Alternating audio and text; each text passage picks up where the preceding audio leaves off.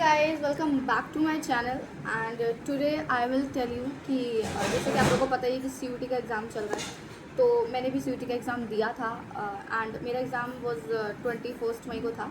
And मैं इतने time से वीडियो क्यों नहीं बना पा रही थी उसके लिए मैं सेपरेट वीडियो में आपको बताऊंगी। बट इस वीडियो में हम सिर्फ और सिर्फ सीयूटी के बारे में बात करेंगे कि मेरे एग्ज़ाम में क्या आया था। मैं आप लोगों को थोड़ा बहुत एक्सपीरियंस दे दूँगी मेरा रहा एग्ज़ाम हॉल में, क्या क्या हुआ क्या क्या नहीं हुआ। तो सब आपको इस एक वीडियो में पता चल जाएगा। सो प्लीज़ एंड तक वीडियो को ज़रूर देखें। सबसे पहले मैं आप लोग को बता देती हूँ कि एग्ज़ाम हॉल में आप लोग को क्या क्या लेकर जाना है, अपने सेंटर पे आपको क्या क्या लेकर जाना है। फर्स्ट ऑफ ऑल आपको अपना एडमिट कार्ड लेकर रखना है। एडमिट कार्ड आप कलरफुल भी निकलवा सकते हैं, फिर फोटोकॉपी भी चल जाएगी, नो प्रॉब्लम। इसके अलावा आपको अपनी ओरिजिनल आईडी प्रूफ लेके जाना है। अब वो आप मोस्ट प्रोबेबली सब आधार कार्ड ही लेकर जाते हो, तो आधार कार्ड लेकर चले जाओ। और हाँ, 2 फोटो ज़रूर लेके जाना, क्योंकि वहाँ पर आपको फ़ोटो चाहिए होगी, तो आप 2 फोटो ज़रूर वहाँ पर लेकर जाना। एक पेस्ट होती है और एक आपका एडमिट कार्ड भी आपको घर से ही पेस्ट करके लेके जानी है, और एक फ़ोटो एक्स्ट्रा में लेके चले जाना, कोई प्रॉब्लम है नहीं, वैसे दो का ही काम होता है। इसके अलावा मैं आपको बता दूँ तो इतनी ज़्यादा चेकिंग जो आप बोल रहे थे कि बहुत स्ट्रिक्ट चेकिंग है, तो उतनी ज़्यादा स्ट्रिक्ट चेकिंग नहीं है। बट हाँ, हाथ में पहनना अलाउड नहीं है, ना ही कान में ईयर रिंग्स अलाउड है। क्योंकि जब मैं गई थी तो मैंने भी हाथ में एक ब्रेसलेट पहना हुआ था, तो वो आप लोग को गेट पे ही बोल दिया था कि ब्रेसलेट वगैरह निकाल दो, तो गेट पे निकाल दिया था ब्रेसलेट। और अंदर जाने के बाद ये ईयर रिंग यही वाले मैंने पहने हुए थे, छोटे छोटे से बिल्कुल टॉप्स हैं, बट इसके ऊपर उन लोगों ने टेप लगा दी थी। And that was I just thought कि क्या है, मतलब ईयर रिंग से कौन सी सीटिंग हो जाएगी भाई। बट चलो ठीक है, हम लोग के रूल है रेगुलेशन है, तो उन लोगों ने टेप लगा दी थी। एंड देन हम लोग अंदर गए, वहाँ पे थोड़ा हुआ, चेकिंग वेकिंग हुई, आँखों का स्कैन वैन, पता नहीं क्या क्या किया, आई डोंट नो। बट फिर उसके बाद मुझे मेरी सीट अलॉट कर दी गई एंड देन मैं वहाँ पर बैठी।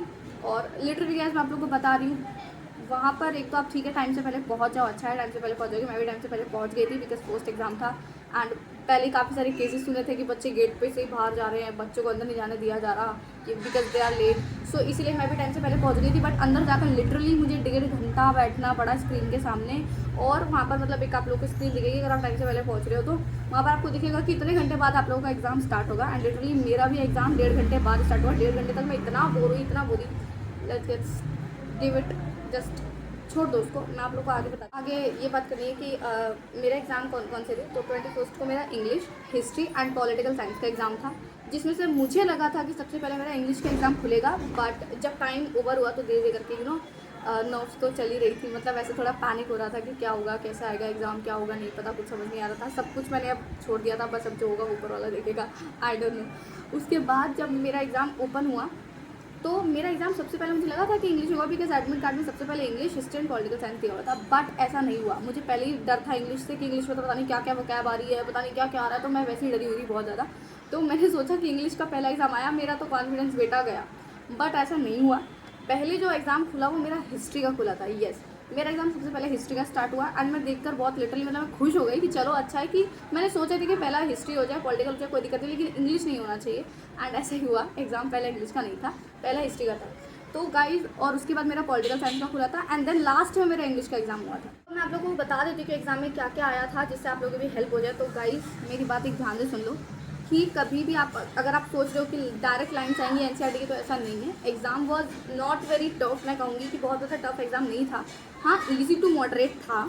मतलब आप ये कह सकते हो कि जो हिस्ट्री के एग्जाम में जो पीछे के टेबल्स होते हैं ना, एकदम चैप्टर खत्म होता है और चैप्टर के खत्म होने के बाद जो लास्ट में टेबल दी होती है, डेट दी होती है कि इस टाइम पे हुआ था, इस टाइम पे हुआ था, वहीं से सबसे ज़्यादा क्वेश्चन आते हैं। मैं बता रही हूँ, ईच एंड एवरी आप एक सीट में देख सकते हो, हर एक टाइम स्लॉट में आप देख सकते हो कि आपको उसी में से सबसे ज़्यादा क्वेश्चन मिलेंगे।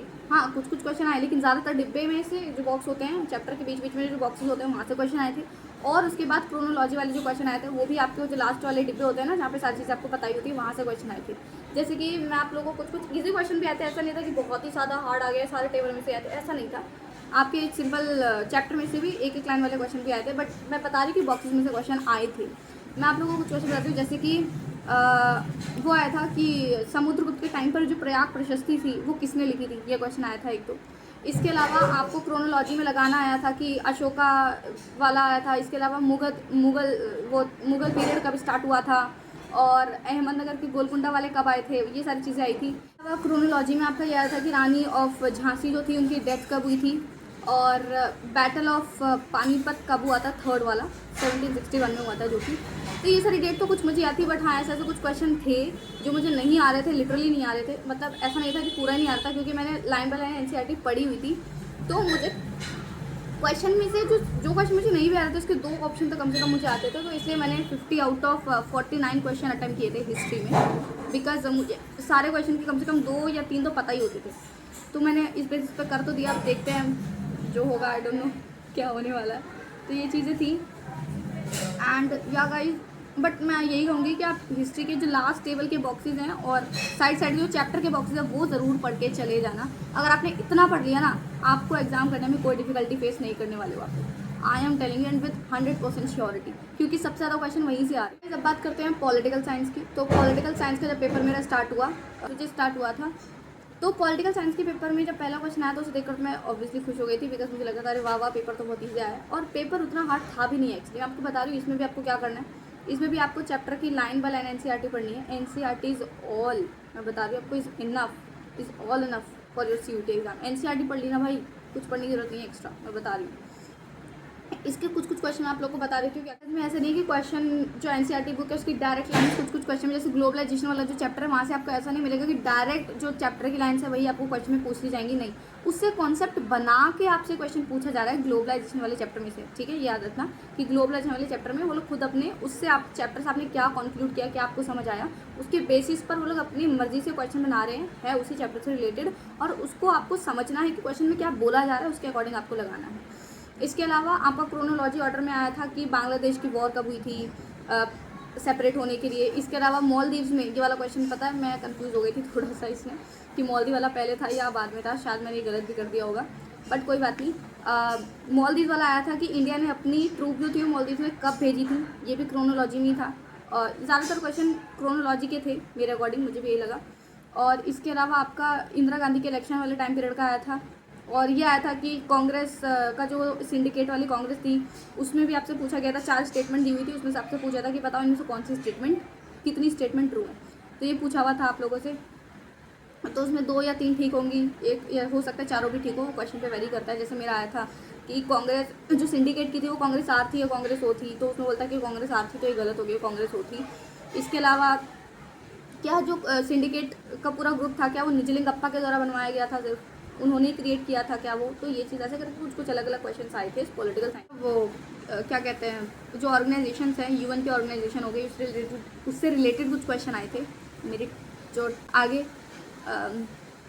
इसके अलावा वर्ल्ड बैंक का आया था कि वर्ल्ड बैंक के बारे में ना आपको 4 स्टेटमेंट दी हुई थी, तो उसमें पूछा था कि ये वर्ल्ड बैंक कब बना है। जैसे वर्ल्ड बैंक 1944 में बना, लेकिन वहाँ लिखा हुआ था कि वर्ल्ड बैंक 1946 में बना, जो कि गलत है। और 3-4 स्टेटमेंट और थी, तो 4 में से एक तो ये गलत होगी, बाकी की 3 ठीक थी कि वो डेवलपमेंट के लिए है, लोन वोन देता है, ऐसे। इंग्लिश पे आने से पहले मैं आप लोग को जो मैंने कॉपी बनाई थी, तो मैंने इसमें सारी चीज़ें लिखी हुई थी, हिस्ट्री एंड पॉलिटिकल के सारे क्वेश्चन लिखे हुए थे, तो मुझे एक बार इसमें से देख कर कुछ याद आ जाता है कि क्या क्या आया था एग्जाम में, तो मैं आपको बता देती हूँ फटाफट। हाँ, ये आया था कि बॉम्बे डेक्कन में जो सेटलमेंट की गई थी वो कब की गई थी, तो 18 से 18 के बीच में की गई थी। इसके अलावा हाँ, ये आया था कि कौन से जो ट्रैवलर वाला चैप्टर था ना, सेकंड बुक का first chapter through the eyes of traveller, तो उसमें से मैचिंग का क्वेश्चन आया था कि कौन सा ट्रैवलर कौन सी जगह से था। जैसे कि इब्न बतूता का आया था कि वो मोरक्को से था। इसके अलावा अल-बिरूनी का आया था, डाला हुआ था कि अल-बिरूनी जो था वो यहाँ से था, ऐसे करके फ्रांसिस बर्नियर जो था उसका फ्रांस डाला हुआ था, तो ऐसे करके आया हुआ था। ठीक है, ये क्वेश्चन आया था। और क्या आया था, अच्छा मेरे में एक अच्छी बात ये थी कि मेरे में मैप वाले क्वेश्चन नहीं आए हुए थे। जैसे होता है ना कि आपको नॉर्थ टू साउथ में लगाना है या ईस्ट टू वेस्ट में लगाना है, तो ऐसे वाला क्वेश्चन मेरे में एक भी नहीं था, और मैं बड़ी खुश हो गई थी इस चीज़ को देख के कि मेरे में एक भी ऐसा क्वेश्चन नहीं था, बिकॉज मुझे ऐसा क्वेश्चन नहीं आता था। इसके अलावा मैं फटाफट बता दूँ आपको और क्या। अमुक मलयादा के ऊपर बात आई थी कि अमुक मलयादा किसने लिखी है, 4 ऑप्शन दिए हुए थे, तो ऑब्वियसली इसमें कृष्णदेवर आया आना था आंसर, तो मैं ये करके आई हूँ। और क्या आया था, हाँ ये आया था कि परमानेंट सेटलमेंट कब लगाई गई थी बंगाल में, 1793 ऑब्वियसली। ठीक है, अच्छा ये क्वेश्चन आया था। अच्छा मैं आपको बता दूँ CUT अड्डा से अगर आप प्रिपेयर कर रहे हो ना तो बहुत बढ़िया है, क्योंकि CUT अड्डा के काफ़ी सारे क्वेश्चन जो कराए थे अनीता मैम ने वो डायरेक्ट आए थे पेपर में। और इंग्लिश का तो भी आगे बात करेंगे। तो ये वाला क्वेश्चन था कि कश्फ उल महजूब, ये दिख रहा है आप लोग को, पता नहीं दिख रहा है कि नहीं दिख रहा है, ये वाला, ये ऊपर वाला, ये वाला क्वेश्चन आया था कि किसने लिखी थी, उल्टा दिख रहा है यार गाइस, तो अली बिन उस्मान हुजूरी ने लिखी थी। ठीक है, क्या आया था। और तो मुझे भी याद आ नहीं रहा है, हाँ, एक आया था कि एच कोले जो थे उनको एज अ क्यूरेटर कब अपॉइंट किया गया था। तो ये 4 स्टेटमेंट में थी, उनमें ना 3 स्टेटमेंट सही थी और एक ये वाला गलत था, क्योंकि इनको 1960 लिखा हुआ था और ये 1880 में आए थे। तो ये था। और आर्यभट्ट का वो आया था कि आर्यभट्ट ने कब लिखी थी, मतलब 4 स्टेटमेंट थी तो उसमें से बताना था कि कौन सी कब आई थी, क्रोनोलॉजी ऑर्डर में आया था। और नट्य शास्त्र आया था, तमिल संगम कब लिखा गया उसका टाइम पीरियड आया था। आर्यभट्ट का मैंने बता दिया, इस चारों एक साथ ही आए थे। आर्यभट्ट का आया था। और ये जो मेडिसिन वाला वक्त है ना, समीर हाथास करके कुछ ऐसा था जो 100 में लिखी गई है, वो ये चारों का आया था, क्रोनोलॉजी में लगाना था। ठीक है। और हाँ, और ये आया था हड़प्पा वाले चैप्टर से ये चीज़ आई थी। ये चीज़ आई थी गाइस, मैंने देखो डेट लिखी हुई है इसमें, साथ में सारी चीज़ें लिखी हुई हैं। तो हाँ कि जो एस आर राव थे उन्होंने लोथल में कब एक्सकवेशन शुरू की थी, एम एस वॉट ने हड़प्पा में कब एक्सकवेशन शुरू की थी। तो वाला क्वेश्चन था साइंस की। तो पॉलिटिकल साइंस में गाइस मेरा जो सबसे पहला क्वेश्चन था वो मुझे याद है, और वो सबसे पहला क्वेश्चन ये वाला था कि कौन सा स्टेट कब बना है। तो ये पूछा गया था लाइक नागालैंड, आंध्र प्रदेश, त्रिपुरा, मेघालय, ऐसे करके पूछा गया था कि कौन सा स्टेट कब बना है। वो क्रोनोलॉजी ऑर्डर में आया था, तो मैंने बता दिया था। इसके अलावा वर्ल्ड बैंक के बारे में आया था, मैं आप लोगों को बता चुकी हूँ। यह आया था क्रोनोलॉजी ऑर्डर में लगाना था कि महबूबा मुफ्ती कब लीडर बनी थी, और मोहम्मद साइद जो थे पीडीपी के वो कब बने थे। तो ये चीज़ें थी, यह आया था। इसके अलावा यह आया था तेहरीन कॉन्फ्रेंस कब हुई थी, जो कि 1943 में हुई थी। ठीक है, तो ऐसे ये भी क्रोनोलॉजी में है। और क्वेश्चन आप लोग को बता देते हैं, मुझे ऐसे याद आ रहा है बस कि एक क्वेश्चन आया था 4 ऑप्शन में था कि कौन सी चीज़ सही है इसमें से। तो एक उसमें से ये था कि अयोध्या वाले के ऊपर जो वर्डिक्ट दी गई थी 2020 में दी गई थी, तो वो ऐसा नहीं था, वो गलत था। तो ये अयोध्या वाली चीज़ आई थी, अयोध्या वाला ज़रूर पढ़ के चले जाना। और ना लास्ट में हम इंग्लिश का फटाफट बात कर लेते हैं। इंग्लिश जिसके सबको सबसे ज़्यादा डर लगता है, मैं आप लोगों को बता रही हूँ। वैसे इंग्लिश का मुझे भी डर था, बट एग्ज़ाम उतना डिफिकल्ट नहीं आया था इंग्लिश का। मतलब मैं तो कहूँगी इंग्लिश का एग्ज़ाम ईजी था, मेरे अकॉर्डिंग ईजी था, क्योंकि वो कैब हो सकती है, 1-2 कैब थी ऐसी जो समझ नहीं आ रही थी। बट अगर आप एलिमिनेशन से करते हो तो आपको आंसर ज़रूर मिल जाएगा। इंग्लिश में मैं बता रही हूँ, पैराग्राफ वो सो ईजी, पैराग्राफ इतने ईजी आए थे, आप लोगों को डायरेक्ट आंसर मिल रहा था पैराग्राफ का, ऐसा पैराग्राफ आया था। बाकी मैं आप लोग को इंग्लिश का दिखा देती हूँ। लाइक ये मैंने पूरी वोकैब की कॉपी अपनी बनाई थी, मैंने सारी वोकैब लिखी थी, आप लोग को उल्टा दिख रहा होगा। बट इसमें से बहुत सारी वोकैब नहीं आई थी। बट हाँ, ऐसा था कि पेपर में जो वर्ड्स इंग्लिश के थे वो समझ सारे आ रहे थे। और मैं बता दूँ मैंने तैयारी कहाँ से करी थी। तो पहला चैनल मेरा डियर सर था, डियर सर से मैंने पढ़ाई की थी। और दूसरा था सीयूटी अड्डा की रुबैका मैम, जिनसे ऑब्वियसली सबने तैयारी की होगी, तो उनके वर्ड्स आए भी थे। इसके अलावा बहुत सारे ईडियम एंड फ्रेजेस आए थे। ईडियम एंड फ्रेजेस बहुत सारे आए थे, मैं बता रही हूँ, लेकिन मैचिंग वाले में आए थे, मैचिंग में आए थे ईडियम फ्रेजेस। लाइक मेरा जो ईडियम फ्रेज आया था वो आया था कि डेड हॉर्स के पीछे जो हम भागते हैं वो वाला आया था। इसके अलावा वो अपनी हैट उतार देने वाला होता है जो जिसमें हम सबकी रिस्पेक्ट करते हैं, वो एक मेरा ईडियम आया था। इसके अलावा ईडियम में मेरा आया था, ईडियम में और भी बहुत सारे आए थे, मुझे एक्चुअली याद नहीं आ रहा। डिलीटीरियस की स्पेलिंग आई थी कि डिलीटीरियस की स्पेलिंग क्या सही है, ये आया था। और क्या था, वैसे बहुत सारे इजी वर्ड तो मेरे नहीं आए थे, इसलिए मैंने 2 वोकैब के छोड़ दिए थे। मैंने 50 में से 48 अटैम्प्ट किए थे इंग्लिश के, क्योंकि वो 2 वोकैब के थे जो मुझे नहीं आ रहे थे, बिल्कुल भी अंदाज़ा भी नहीं लग पा रहा था, इसलिए। बाकी मैं बता रही हूँ इंग्लिश का पेपर ईजी था, इंग्लिश को इतना ज़्यादा हार्ड लेने की जरूरत नहीं है, इंग्लिश का पेपर ईजी आ रहा है अकॉर्डिंग टू मी। बाकी शिफ्ट में अगर हार्ड आया तो नहीं कह सकते, आया होगा क्या पता यार, बट मेरी शिफ्ट का ईजी था बिल्कुल। पैराग्राफ बहुत ईजी थे। पैराग्राफ बता देती हूँ किस चीज़ पे आए थे। मेरी जो आरसी थी वो 2 थी, लास्ट में दी हुई थी एग्जाम में एकदम।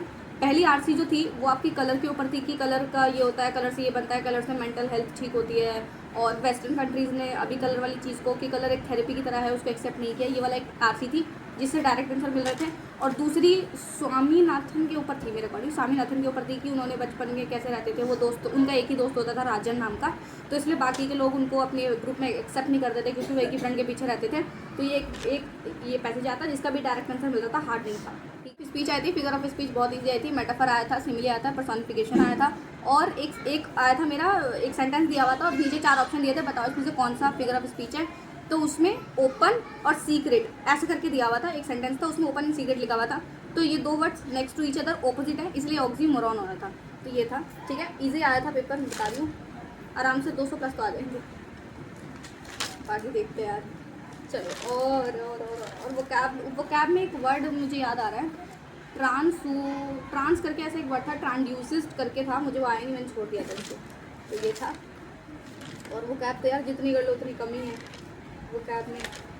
वो क्या कहते हैं, फ्रेजल वर्ब जो आई थी वो मेरी एक प्ले डाउन आई थी, प्ले अपॉन आई थी, कॉल फॉर आई थी, और फ्रेजल वर्ब क्या आई थी, प्ले डाउन और प्ले अपॉन में मुझे समझ नहीं आ रहा था क्या करना है, बट मैंने तुक्का लगाया और घर आके मैंने तुक्का चेक किया, मेरा तुक्का सही गया गाइस। नकल के लिए भी अकल चाहिए होती है जो मेरे पास है। तो दैट्स ऑल गाइस, मुझे जितना याद आया मैंने आप लोगों को बता दिया। बट मैं आपको अभी बता रही हूँ कि एग्ज़ाम के लिए इतना ज़्यादा हाइपर होने की ज़रूरत नहीं है। एग्ज़ाम बहुत ज़्यादा डिफिकल्ट नहीं आ रहा है, एग्ज़ाम का लेवल ठीक आ रहा है। एग्ज़ाम का लेवल आप ऐसा देखोगे तो आप अगर कोई क्वेश्चन आपको नहीं भी आ रहा है तो आप उसको, अगर एक भी ऑप्शन अगर आ रहा है ना आपको, तो आप एलिमिनेशन के थ्रू कर सकते हो। ईडियम एंड फ्रेजेस इंग्लिश के बताऊँ तो साफ साफ आपको पढ़ के ही समझ आ जाएगा कि उसमें क्या बोला जा रहा है। साथ में मैचिंग में तो है तो पता चली जाएगा, सेंटेंस दिया हुआ होगा तो आपको साफ समझ में आ जाएगा क्या बोला जा रहा है। फ्रेजल वर्ब भी हार्ड नहीं आ रही, जैसे मैंने बताया कि मैंने तुक्का लगाया, मुझे 2 नहीं आ रही थी, लेकिन सेंटेंस में पढ़ने पे जो लग रहा था कि प्ले डाउन का आया था कि इमोशंस के साथ वो बेनिफिट कमाने के लिए लोगों के इमोशन के साथ क्या करेगा, प्ले डाउन ही करेगा ना, तो प्ले डाउन था। ठीक है, ऐसे करके तो आप एलिमिनेशन के थ्रू बहुत ईजिली आंसर तक पहुँच सकते हो। एग्जाम ईजी आ रहा है, just relax, calm down and बस अपने कॉन्फिडेंस के साथ जाना, एग्जाम को करना बढ़िया तरीके से। और एग्जाम लेंदी भी नहीं था, इंग्लिश का बोलो, हिस्ट्री का बोलो, पॉलिटिकल का बोलो, एग्जाम लेंदी नहीं था। मेरा एग्जाम 20-25 मिनट पहले ही हो जा रहा था, चेकिंग का टाइम भी मुझे मिल जा रहा था। तो दैट्स ऑल। अगर आप लोगों को वीडियो अच्छी लगी हो तो चैनल को सब्सक्राइब कर लेना, अदरवाइज़ कोई बात नहीं। और अपना जो ड्रीम यूनिवर्सिटी है मुझे कमेंट सेक्शन में ज़रूर बताना। Like mine is Miranda House, let's see मुझे मिलता है या नहीं मिलता, मिलेगा तो I will share with you and let's see. Okay, bye.